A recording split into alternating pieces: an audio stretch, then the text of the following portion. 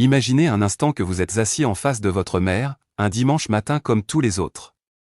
Elle vous sert le café, elle sourit, elle parle de la météo. Et puis, au milieu d'une phrase, elle s'arrête. Pas longtemps. 2 secondes, peut-être 3. Elle reprend, change de sujet, et personne n'y pense plus. Vous vous dites que c'est la fatigue. Vous vous dites qu'à son âge, c'est normal d'avoir des petits trous. Et c'est exactement ce que se disent 9 familles sur 10. Sauf que ce petit moment de flottement, cette pause invisible au milieu du dimanche matin, c'est parfois le tout premier signe d'un Alzheimer précoce. Pas un oubli. Pas de la fatigue. Un signal que le cerveau envoie, discrètement, bien avant que les choses ne deviennent évidentes.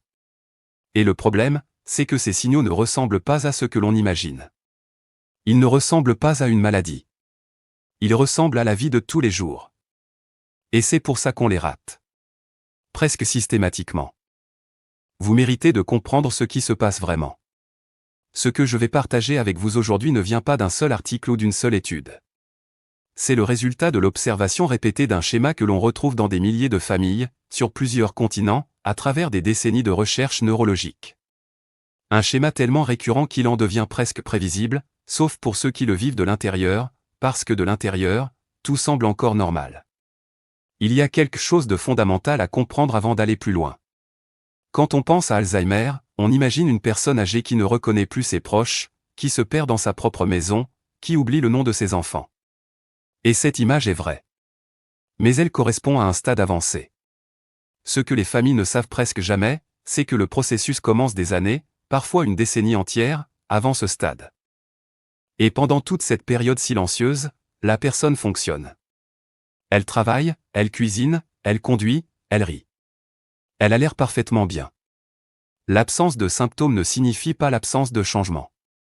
C'est une phrase qui mériterait d'être affichée dans chaque cabinet médical du pays, parce qu'elle contient la vérité la plus ignorée de cette maladie. Pensez au cerveau comme à un réseau électrique dans une vieille maison. Pendant des années, les câbles s'usent doucement, certains contacts deviennent intermittents, mais la lumière continue de s'allumer chaque soir. Vous appuyez sur l'interrupteur, la pièce s'éclaire, vous ne voyez aucun problème. Ce n'est pas que le système fonctionne bien. C'est qu'il compense. Le cerveau humain est extraordinaire pour compenser. Il crée des détours, il active des zones de secours, il redistribue la charge. Quand un circuit faiblit, un autre prend le relais, silencieusement, sans que personne ne le demande. C'est une forme d'intelligence biologique tellement efficace qu'elle rend la maladie invisible pendant des années. Et c'est précisément cette efficacité qui piège les familles. Parce que tant que la lumière s'allume, personne n'appelle l'électricien. Personne ne regarde derrière les murs. Et c'est derrière les murs que tout se passe. Puis un jour, un fusible saute. Pas tous les fusibles. Un seul. Et c'est là que le premier signe apparaît. Sauf que ce signe ne ressemble pas à une panne. Il ressemble à un petit incident sans importance. Un petit raté que l'on oublie aussi vite qu'il est apparu. Le premier signe que les familles confondent presque toujours avec un simple oubli, c'est la répétition des mêmes questions dans un intervalle très court. Pas le fait de poser une question 2 fois dans la journée. Ça, tout le monde le fait. Ce dont il est question ici, c'est poser la même question 3 fois en 20 minutes, sans aucune conscience de l'avoir déjà posée. La nuance est énorme. Quand quelqu'un oublie qu'il a posé une question il y a 6 heures, c'est un oubli banal.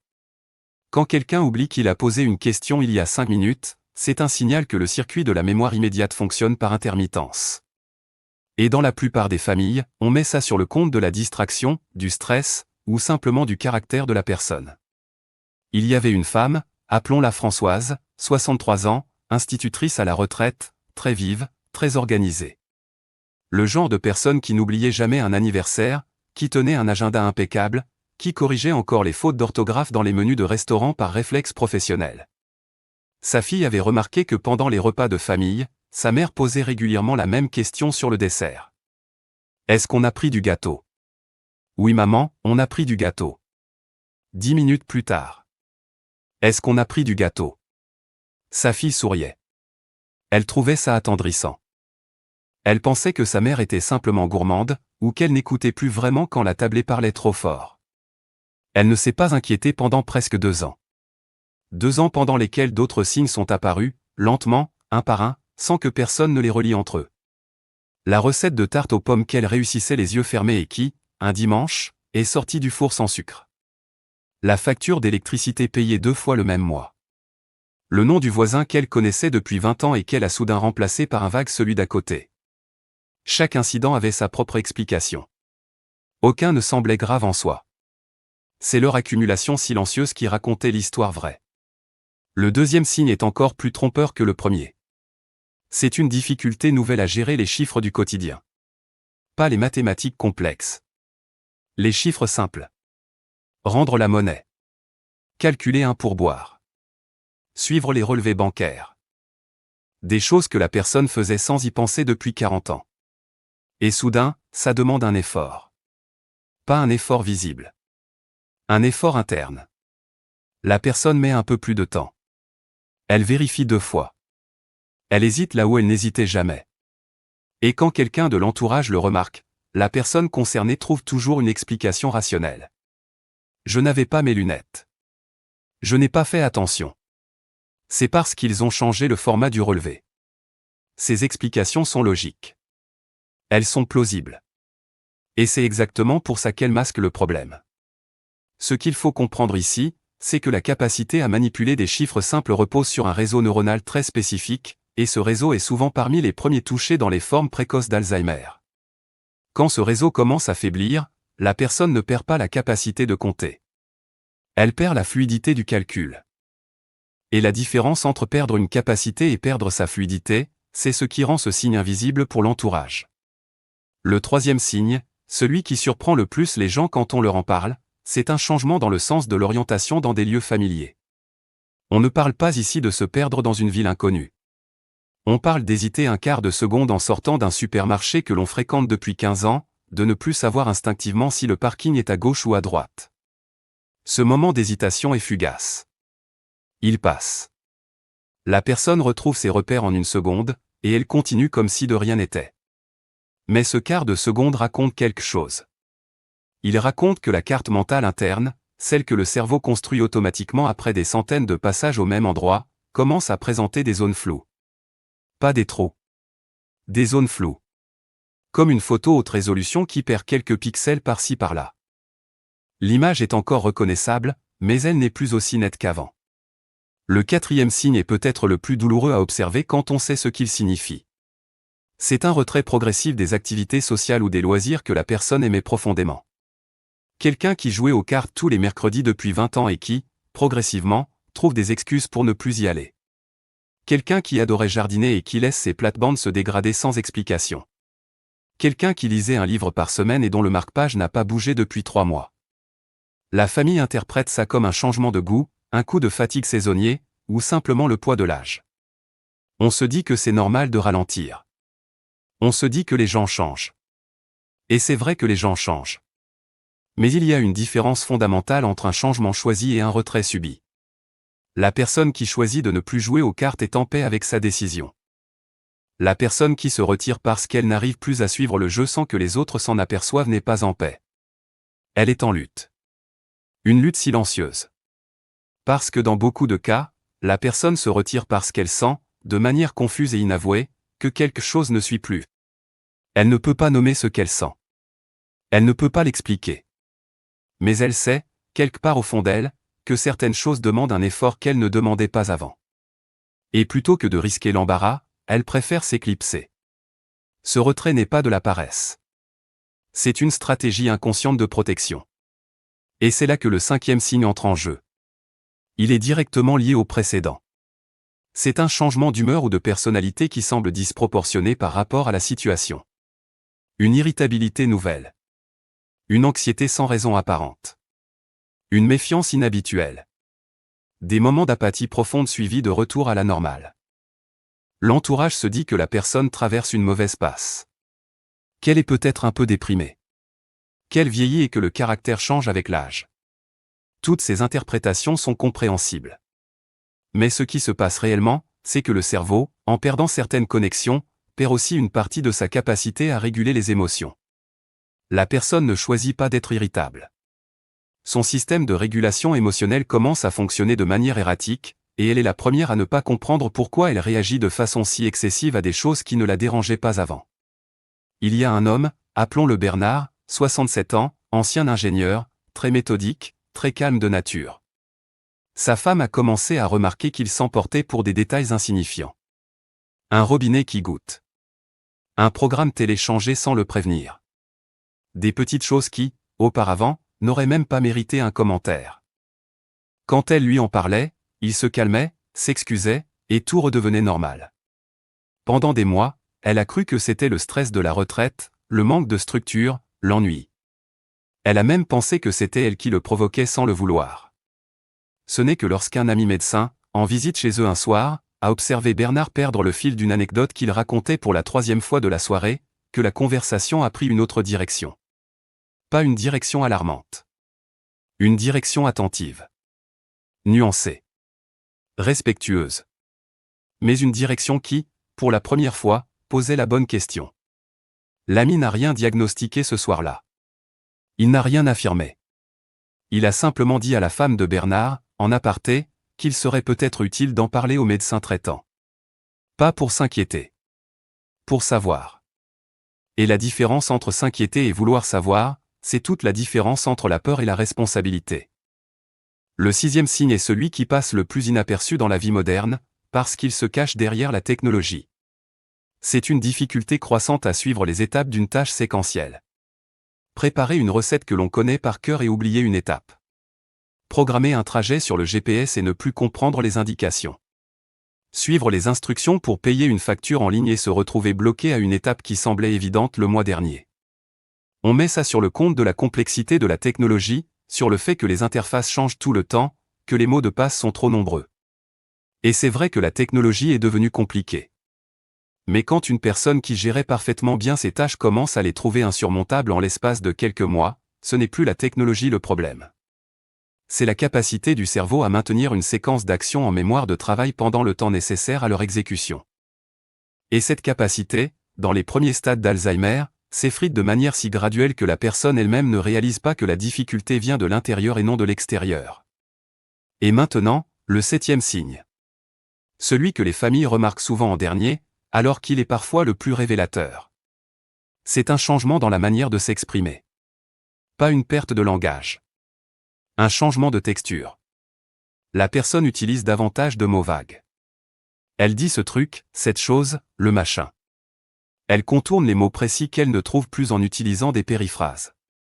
Elle commence une phrase et la termine différemment de ce qu'elle avait commencé. Elle perd plus souvent le fil de ce qu'elle voulait dire. Et quand cela arrive en conversation, tout le monde rit, tout le monde dit ah ça m'arrive aussi, c'est l'âge. Sauf que chez une personne en bonne santé cognitive, ces moments sont rares et isolés. Chez une personne dont le réseau langagier commence à s'altérer, ils deviennent un schéma. Un schéma récurrent. De plus en plus fréquent. De plus en plus visible pour ceux qui savent regarder. Il y a quelque chose de particulièrement cruel dans ce signe, parce que le langage est notre outil principal de connexion avec les autres. Quand il commence à se fragiliser, les conversations deviennent un exercice d'évitement. La personne parle moins. Elle écoute plus, non pas par choix mais par nécessité. Elle laisse les autres mener les discussions. Elle acquiesce beaucoup. Elle sourit. Et ce sourire, dans certains cas, n'est pas un sourire de plaisir. C'est un sourire qui cache le fait qu'elle n'a pas compris la moitié de ce qui vient d'être dit, mais qu'elle ne sait plus comment le formuler. Et c'est là que se trouve toute la tragédie de ce 7e signe. Il isole en silence, au milieu même de la foule. Ce qui rend tout ceci si complexe, c'est que chacun de ces 7 signes, pris isolément, est parfaitement banal. Tout le monde oublie un mot. Tout le monde se trompe de route. Tout le monde a des sautes d'humeur. Ce n'est pas un signe isolé qui doit alerter. C'est l'accumulation. C'est quand 3, 4, 5 de ces signes apparaissent chez la même personne, sur la même période, avec une intensité qui augmente lentement. C'est quand le schéma se forme. Et voir un schéma là où d'autres ne voient que des incidents isolés, c'est la compétence la plus précieuse qu'une famille puisse développer. Il y a aussi un phénomène que les spécialistes connaissent bien, et que les familles découvrent souvent trop tard. Les signes ne se manifestent pas de manière uniforme au fil de la journée. Le matin, en général, la personne est à son meilleur. L'esprit est plus clair, les mots viennent plus facilement, l'orientation est plus sûre. C'est en fin de journée, quand la fatigue s'accumule, que les glissements deviennent plus fréquents. Plus visibles. Si vous ne voyez votre parent que le dimanche midi, vous verrez la meilleure version de lui. Si vous passiez le voir un mardi soir à 19 h, vous verriez peut-être une personne légèrement différente. Ce n'est pas de la comédie. Ce n'est pas de la mauvaise volonté. C'est la réalité d'un cerveau qui dispose d'une réserve d'énergie limitée et qui la dépense au fil des heures. Le stress amplifie tout. Une journée chargée, un imprévu, une conversation émotionnellement intense, et les compensations qui tenaient le matin commencent à lâcher le soir. C'est pourquoi les signes semblent intermittents. C'est pourquoi une même personne peut sembler parfaitement normale à midi et désorientée à 21 h. Et c'est pourquoi tant de familles ont cette phrase qui revient sans cesse. Mais quand je le vois, il va très bien. Il y a des choses que l'on peut faire avec cette compréhension. Pas des choses spectaculaires. Pas des remèdes miracles. Des choses simples, humaines, concrètes. La première, c'est observer. Pas surveiller. Observer. Il y a une différence immense entre les deux. Surveiller, c'est chercher un problème. Observer, c'est rester attentif à ce qui change. Tenir un petit carnet, même mental, de ce que l'on remarque. Pas pour diagnostiquer. Pour documenter. Parce que quand on s'assied face à un médecin et qu'on dit « je trouve que ma mère n'est plus comme avant », c'est vague. Mais quand on dit le mardi 14 elle a posé la même question 4 fois en 1 heure, le jeudi 16 elle n'a pas retrouvé sa voiture dans le parking habituel, et le dimanche elle a oublié une étape dans la recette qu'elle fait depuis 30 ans, là, le médecin a quelque chose de concret avec quoi travailler. La deuxième chose, c'est maintenir la stimulation. Pas la forcer. La maintenir. Les conversations, les sorties, les jeux de société, les promenades. Pas pour entraîner le cerveau comme on entraîne un muscle, parce que cette analogie a ses limites. Mais pour maintenir les connexions actives le plus longtemps possible. Le cerveau qui reste engagé dans des activités variées conserve plus longtemps sa capacité de compensation. Ce n'est pas une garantie. C'est un facteur. Un facteur qui mérite d'être pris au sérieux. La troisième chose, c'est en parler. Pas en parler comme un drame. En parler comme une conversation de santé, au même titre que la tension artérielle ou le cholestérol. Normaliser la discussion autour de la santé cognitive, c'est permettre aux familles de poser les bonnes questions au bon moment, sans honte, sans panique, sans culpabilité. Beaucoup de gens évitent le sujet parce qu'ils ont peur de blesser. Ils pensent que mentionner Alzheimer, même sous forme de question, reviendrait à accuser l'autre de perdre la tête. Mais il y a une manière de poser ces questions qui n'accuse personne. Tu sais, j'ai lu un article intéressant sur la mémoire, et ça m'a fait réfléchir, est-ce que toi aussi tu trouves que tu oublies plus de choses qu'avant ? Cette simple phrase, dite avec douceur, peut ouvrir une porte que la personne n'osait pas ouvrir elle-même.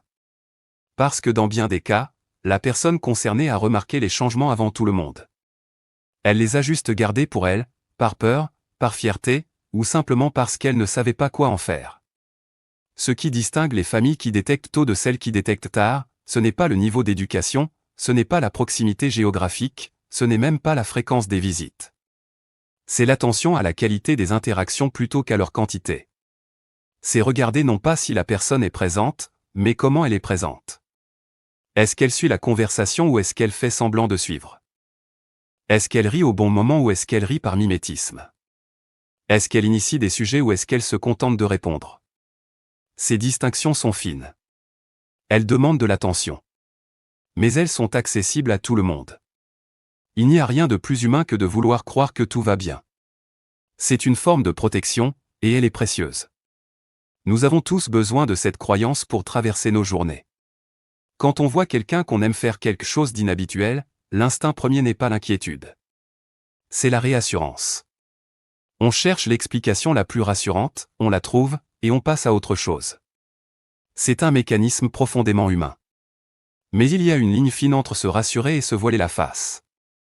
Et cette ligne, on la franchit souvent sans s'en rendre compte, pas par négligence, mais par amour. Par ce même amour qui nous pousse à dire c'est rien, c'est juste la fatigue, c'est l'âge, ça va passer. Parfois c'est vrai. Parfois ça passe. Et parfois, ce qui ressemble à un oubli ordinaire est la première page d'une histoire qui mérite d'être lue avec attention. Le fait de savoir, Le fait de comprendre ces signes ne change pas la maladie. Mais il change la manière dont on l'aborde. Il change le moment où l'on agit. Il change la qualité du temps que l'on partage avec la personne qu'on aime. Et le temps, dans cette maladie, est la seule ressource que l'on ne peut jamais récupérer une fois perdue. Si quelque chose dans ce que vous venez d'entendre vous a fait penser à quelqu'un que vous aimez, ne laissez pas cette pensée s'éteindre en fermant cette vidéo. Gardez-la. Laissez-la mûrir. Ne la repoussez pas sous prétexte que ce n'est probablement rien. Et quand le moment sera juste, posez la question. Pas avec peur. Avec douceur. Parce que poser la question, ce n'est pas trahir, ce n'est pas dramatiser, c'est prendre soin. Et si cette vidéo peut aider une autre famille à voir ce qu'elle ne voyait pas encore, alors partagez-la. Pas pour faire peur. Pour ouvrir les yeux. Doucement. Au bon moment.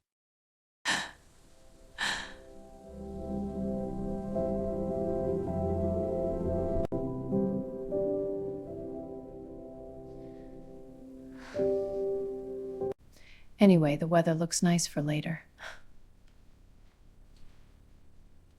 I was just thinking about how we used to.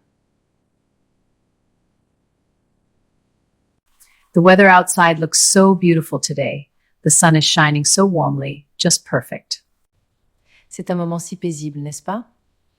Je suis si heureuse de partager ça avec toi.